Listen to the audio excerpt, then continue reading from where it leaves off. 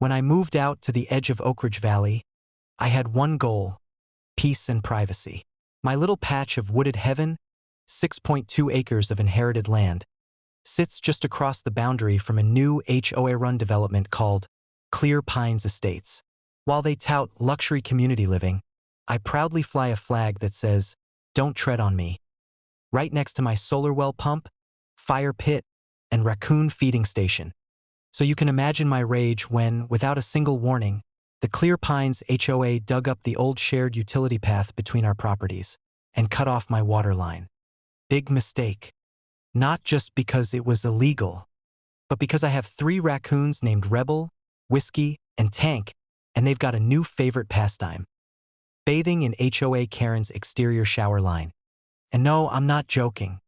Back when my grandpa built the homestead in the 70s, there was no HOA, no paved streets, just dirt roads and well-fed deer. He and a few neighbors cooperatively laid a utility trench along the ridge, water and a backup gravity-fed overflow line ran through it. Later on, Clear Pines Estates got approval to build right up to that easement, though not across it. My water flowed through that old trench for decades. I never had a problem, until the HOA decided they needed a community walking garden along the ridge. Their landscapers accidentally cut my line. I woke up to 0 water, my garden dying, and the worst part? They never told me. I found out from the dig marks and a Facebook post bragging about trail renovations. I marched over to the HOA's front office. Read, Karen's garage with a sign taped to the door. HOA President Karen Merriweather, clad in Lululemon and holding a clipboard like it was a weapon. Didn't even let me finish. "Sir, that line was unregistered. We don't recognize unauthorized infrastructure under HOA-managed land." I showed her the easement paperwork, county-stamped and notarized. She scoffed. "Then sue us, but you're still cut off for now." Big words from someone who just trespassed and tampered with infrastructure. So I didn't sue, not yet. Instead, I got creative and brought my raccoons with me. See, a few months back I rescued 3 orphan raccoons: Rebel, Whiskey, and Tank.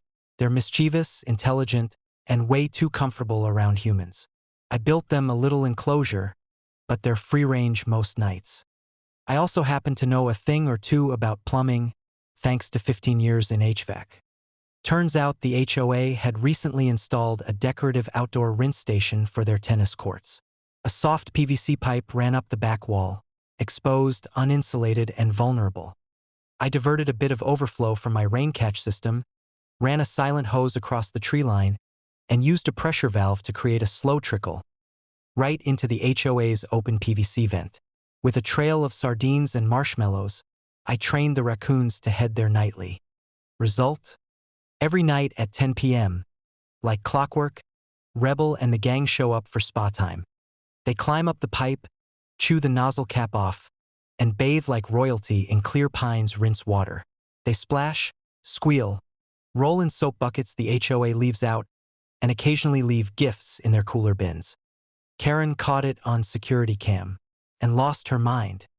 Within 3 days, Karen filed a complaint to animal control, claiming I weaponized wildlife. She installed a $900 camera system to track the raccoons. She called the county sheriff, alleging sabotage. But animal control took one look at my fenced enclosure, photos of the raccoons' rescue records, and my certified wildlife rehabilitation training and cleared me.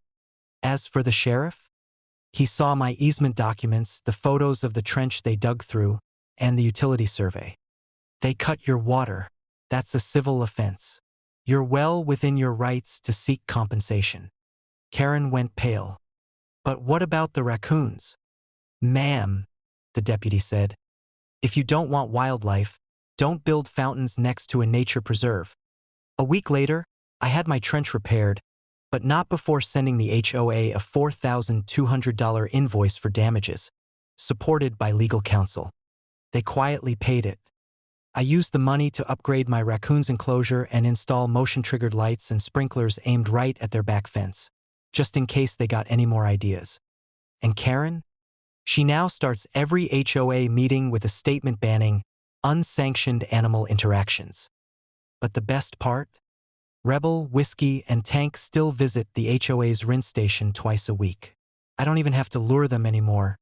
They just love the view and the peppermint-scented soap the HOA insists on using.